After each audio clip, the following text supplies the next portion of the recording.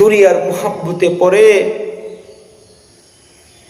জীবনটাকে জাহান্নামের পথে ঠেলে দিলা।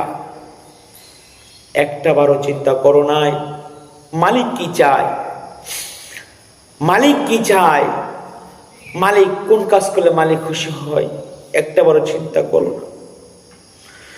দুনিয়ার মানুষ তোমাকে ভালো বলে কিনা, দুনিয়ার মানুষ তোমাকে ভালোবাসে কিনা, সেই দিকে বারংবার বারংবার তাকায় দেখো কোন কাজ করলে মানুষ আমাকে ভালো বলবে।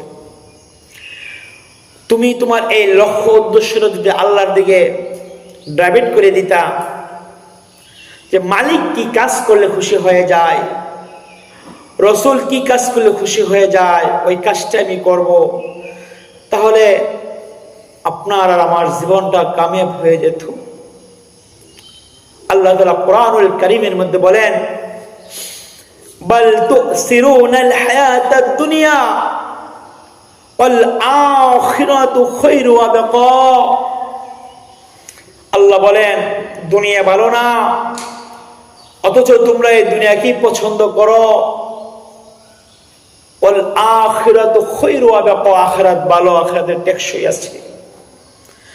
আল্লাহর হাবিব হাদিস শরীফের মধ্যে বলেন, মান আহাব্বা দুনিয়া আদর রব্বি আখিরাতিহি।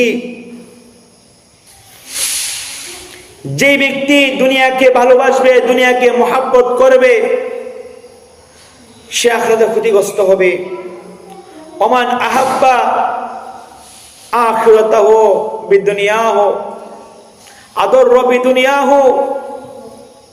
আর যে ব্যক্তি আখিরাতকে মহব্বত করবে, দুনিয়াতে ক্ষতিগ্রস্ত হবে। রাসূল বলেন, ফাআসারু মা ইয়াবকা আলা মা ইয়াফনা। অতএব আখিরাত দুনিয়া থেকে শ্রেষ্ঠ, দুনিয়া থেকে উত্তম।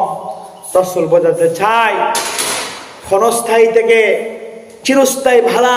অতএব তুমি দুনিয়া নয় আখিরাত গ্রহণ করো, আখিরাত গ্রহণ করো, তাহলেই তুমি কামিয়াব হয়ে যাইবা। সেজন্য আমার প্রাণের ভাইরা, যুবক ভাইরা, দুনিয়ার পিছনে না দৌড়ায়া, দুনিয়ার পিছনে না দৌড়ায়া তুমি যদি তোমার মালিককে খুশি করার পিছনে দৌড়াও, তোমার মালিককে খুশি করার পিছনে দৌড়াও, ইনশাআল্লাহ একটা সময় তুমি আমি অবশ্যই জান্নাতের মেহমান হয়ে, দুনিয়া থেকে বিদায় হয়ে মালিকের দরবারে হাজিরা দিতে পারবো।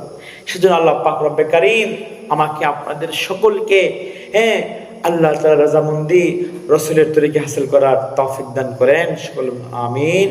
ওয়া মা আলাইনা ইল্লাল